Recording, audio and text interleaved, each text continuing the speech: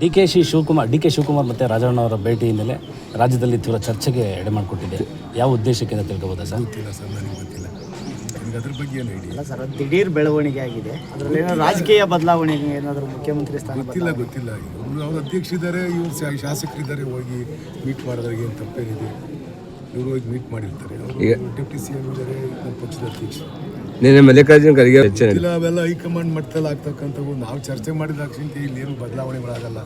ಬಾಯಿ ಚಟಕ್ಕೆ ಅಷ್ಟೇ ನಾವು ಹೇಳಬೇಕು. ನಿಮಗೆ ಆಹಾರ ಸಿಗುತ್ತೆ, ನೀವು ಅದನ್ನು ಸಾಯಂಕಾಲ ತನಕ ಉಜ್ಜುತ್ತೀರ ಹಾಕ್ಕೊಂಡು ವಾಸು ಹಿಂಗಂದ್ರು ಇನ್ನೊಬ್ರು ಹಿಂಗಂದ್ರು ಅಂತ ಹೇಳ್ಬಿಟ್ಟು ಅದಕ್ಕೆ ಯಾಕೆ ನಾವು ಪ್ರೇರಣೆ ಕೊಡೋಣ? ಅದಕ್ಕೆ ಆಗಬೇಕಾದ ಏನಾದ್ರು ಇದೆಯಾ?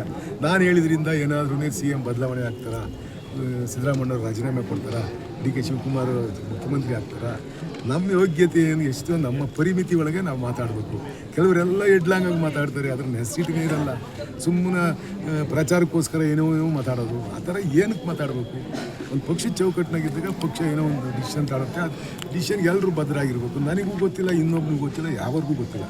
ಯಾರೇನು ಮುಖ್ಯಮಂತ್ರಿ ಸಿದ್ದರಾಮಯ್ಯವ್ರಿಗೂ ಮತ್ತು ಡಿ ಕೆ ಶಿವಕುಮಾರ್ ಇರ್ಬೋದು, ಹೈಕಮಾಂಡ್ ಆದಲ್ಲಿ ಏನೋ ತೀರ್ಮಾನಗಳು ಮಾಡ್ಕೊಂಡಿರ್ತಾರೆ. ಅವ್ರು ದೊಡ್ಡ ಲೆವೆಲ್ ನಾಯಕರುಗಳು. ಅವರು ಅದಕ್ಕೇನು ತೀರ್ಮಾನ ಮಾಡ್ಕೊಂಡವರು ಅದ್ರ ಪರವಾಗಿ ಹೋಗ್ತಾರೆ. 5 ವರ್ಷ ಸಿದ್ದರಾಮಯ್ಯನೇ ಇರ್ತಾರೆ ಅಂತ ಹೇಳಿದರೆ ಅವ್ರ ಮಾತುಕತೆ ಆಗಿದೆ. 5 ವರ್ಷ ಸಿದ್ದರಾಮಯ್ಯನೇ ಇರ್ತಾರೆ. ಅಲ್ಲ, ನೀವು ಏನು ಗೊತ್ತಿರ್ತದೆ? ಹೌದು, ಹಂಗಂತ ಆ ಥರ ಮಾತಾಡಿರ್ಬೋದೇನೋ ಅವರು. ರಾಜ್ಯ ನಾಯಕರ ಸೃಷ್ಟಿ ಅಷ್ಟೇನೆ ಅಂತ ಹೇಳ್ತಾರೆ. ರಾಷ್ಟ್ರೀಯ ಅಧ್ಯಕ್ಷ ಹೇಳಿದರೆ ನಾವು ಅದ್ರ ಬಗ್ಗೆ ಏನು ಮಾತಾಡೋದು? ಗುಬ್ಬಿ ಪಟ್ಟಣಕ್ಕೆ